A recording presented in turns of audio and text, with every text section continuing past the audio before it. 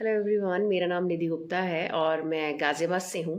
जैसे कि आप सब जानते हैं, जितने भी लोग मेरे से सोशल मीडिया पे कनेक्टेड हैं, कि मैं वुमेन हेल्थ अवेयरनेस पे काम कर रही हूँ। क्यों मैंने इसी मुद्दे को चुना, वुमेन हेल्थ अवेयरनेस, कि महिला के स्वास्थ्य के ऊपर जागरूकता फैलाने का मुद्दा ही क्यों मैंने चुना। ये एक्चुअली बीइंग अ फीमेल मेरे लिए बहुत ही क्रूशियल मुद्दा रहा है हमेशा से ही, क्योंकि जो जो चीज़ें मैंने अपनी लाइफ में फेस की और जो जो चीज़ें मैंने अपने सराउंडिंग्स में देखी फीमेल्स के साथ होते हुए, तो मुझे ऐसा लगता है कि हर फीमेल उसके लिए खुद जिम्मेदार है।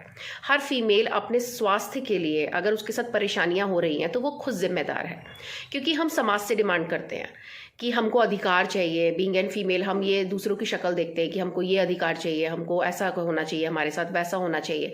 लेकिन हम खुद क्यों नहीं सोचते कि हम अपने साथ तो खुद ही अन्याय करते हैं हर चीज़ में।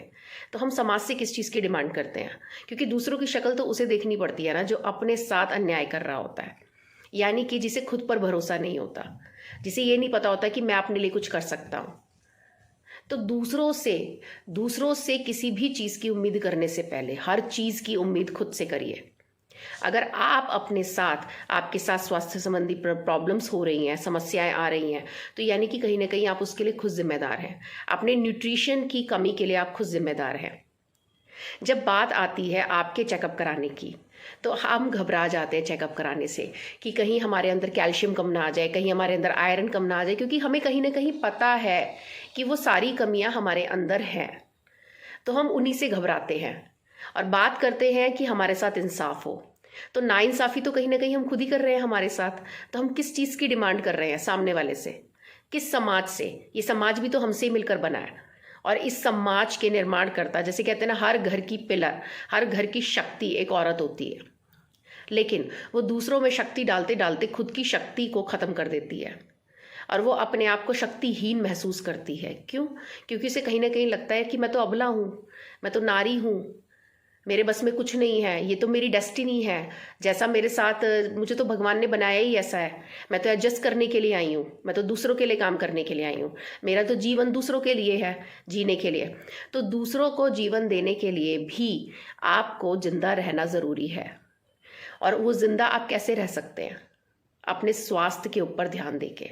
तो अपने स्वास्थ्य को कभी भी नेग्लेक्ट मत करिए, क्योंकि आपके स्वास्थ्य से, आपके स्वस्थ रहने से आपका पूरा परिवार जुड़ा हुआ है। हम हर चीज़ में पैसा खर्च करना जानते हैं, हम अच्छे से अच्छी साड़ी खरीदना जानते हैं, हम अच्छे से अच्छा गहना खरीदना जानते हैं। जहाँ जहाँ हमारी चप्पल की बात आती है, स्लीपर्स की बात आती है, हम अच्छे से अच्छा खरीदना चाहते हैं, क्योंकि हम बेस्ट दिखना चाहते हैं। लेकिन हम वो बेस्ट कब तक दिख सकते हैं? जब तक एक एज होगी। लेकिन उसके बाद आपको बेस्ट आपकी हेल्थ ही बना सकती है। तो अपनी हेल्थ को और अपने बच्चों की हेल्थ को, ठीक है, कभी भी नेग्लेक्ट मत करिए। अभी भी देर नहीं हुई है, अपने ऊपर ध्यान देना शुरू करिए, अपनी बच्चियों के ऊपर ध्यान देना शुरू करिए। कहीं उनके न्यूट्रिशन में तो कोई कमी नहीं आ रही है, कहीं हम उनके साथ तो वो खिलवाड़ नहीं कर रहे जो हमारे साथ हुआ है। तो ये सब हमें खुद ही सोचना होगा। इसके लिए हमें किसी का मुंह देखने की जरूरत नहीं है, किसी से गुहार लगाने की जरूरत नहीं है। जब सब कुछ हमारे हाथ में है तो ये भी हमारे हाथ में है। तो हमें जो करना है वो खुद ही करना है, आगे बढ़ना है, अपने लिए कदम उठाना है और दूसरों को भी प्रेरित करना है कि वो भी अपने लिए कदम उठाएं। Thank you so very much.